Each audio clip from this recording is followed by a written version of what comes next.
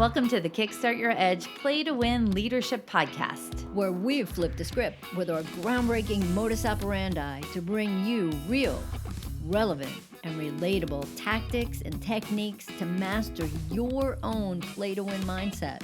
Talk about a superpower. It's time to iron your cape.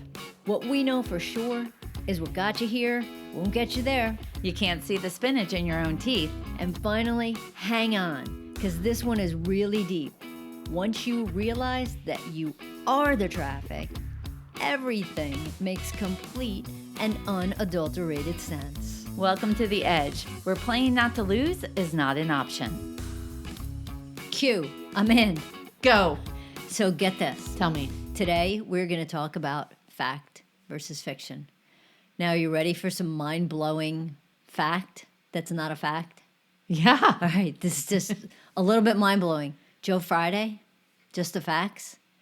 Joe Friday never effing said just the facts. Seriously? Seriously. So what I was doing a little while ago, as you were setting up all this podcast stuff, I was like, all right, I wanted to play Joe Friday saying just the facts to start off this podcast. He never effing said it. And I thought it was a fact that Joe Friday said just the facts. Never said it. It's so funny, you guys. So for those who don't know, Karen often references Joe Friday with just the facts. And so many trainings that we do all the time, working with teams, everything. She brings it up about how we need to separate fact from fiction and be like Joe Friday. And he never said it. He never said it. But apparently there was this, I don't know, one of their episodes called The Big Lease was aired. And somebody in there said something about asking a woman about the facts or we just want the facts. And then, interestingly enough, later on, when Dragnet was remade with Tom Hanks and Dan Aykroyd, they actually used just the facts as a tagline for that movie that was remade, and it was never even said. That's hilarious.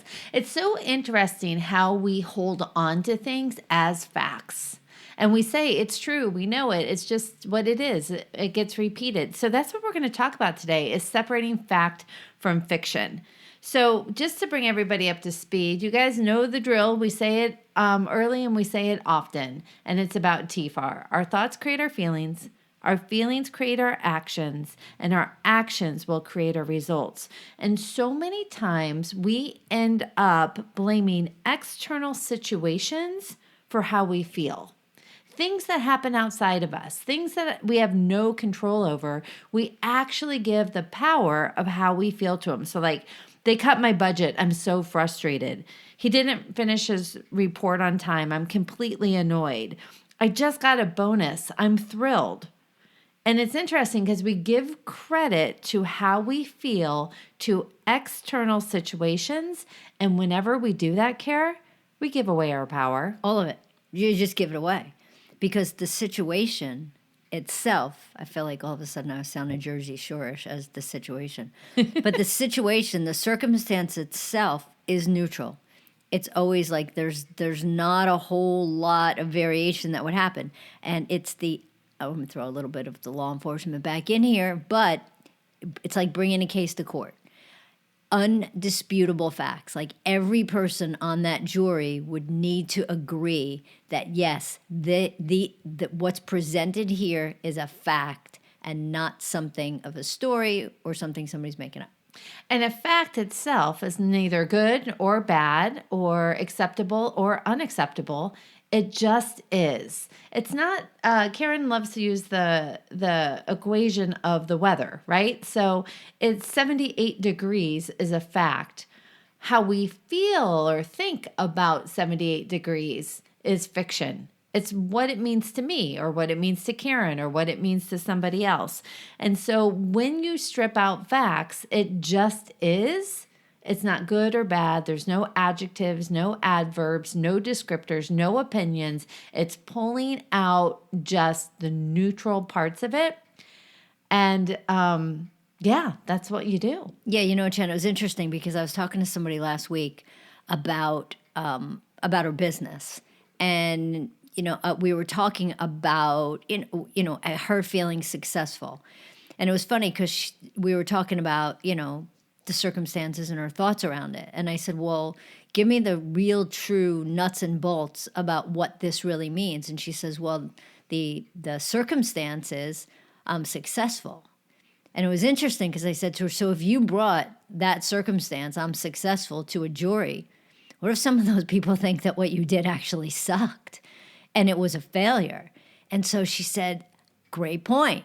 And I was like, all right, let's really narrow down what the circumstance was. And she said, okay. She says, the circumstance was I asked for $5,000 for this speaking engagement. I got $5,000 for this speaking engagement. So right there, that's the truth. That's a fact. She asked for that amount of money. She got that amount of money. So then we really, played with the thoughts that surrounded that. I love it. So basically, a circumstance is completely neutral, fact-based, external, outside of you. It's things outside of your control. Again, no adjectives, no adverbs, no descriptors, no opinions. It's just the fact that everybody can agree. It's our thought about the facts that bring all the drama to the party. So I'm going to give a couple examples. Good. Okay. I have so many plates spinning in the air and my to-do list is a mile long. That is a thought, right? To break it down to a circumstance, we need to pull out the facts. The facts may be 3 meetings are on my schedule and 7 items are on my to-do list, right? It's much more neutral. There's no drama around it. It is what it is. Let me give another example. You may hear somebody saying, my coworker accused me of not including her. The fact is, maybe if your coworker's name is Sally, Sally said, you did not invite me to the meeting, right? There's a difference in terms of emotional energy that's being used. My coworker accused me of not including her. Sally said, you did not invite me to the meeting.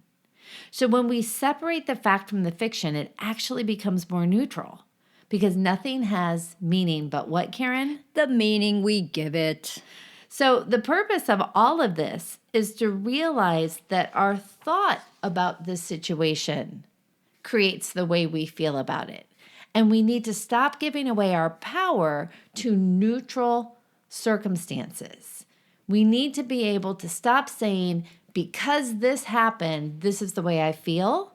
We need to start recognizing, because of the way I'm thinking about what happened, this is the way I feel. Yeah, so that what needs to happen, even if you're putting, words, like you were just saying, in the C line, the words that go in the C line need to be neutral. So like it can't be, Sally yelled that I wasn't invited to the meeting, because yelling is actually a thought. That's right. And what yelling is to one person is whispering to another. And so it's just realizing that we all have different viewpoints of what that would actually be. And how many times do we buy into other people's stories and believe those to be the circumstances? I love it. It's so fun to think about. And it's also interesting. I'm wondering, Karen, what else in our life have we repeated so many times that never existed? Apparently, Captain Kirk never said, beam me up, Scotty. No? Did you just look that up? Yeah, well, that was when I was doing the whole thing with Joe Friday. And beam me up, Scotty. Kirk never said it, but it was something along the lines of somebody else on the Enterprise crew said, Scotty, beam us up. Interesting. It's so interesting how what happens in reality gets twisted in our mind and sometimes put on rinse and repeat without verifying what actually happened. So start to pay attention. What are you making up? Thanks for listening to the Kickstart Your Edge Play to Win Leadership Podcast. Craving more?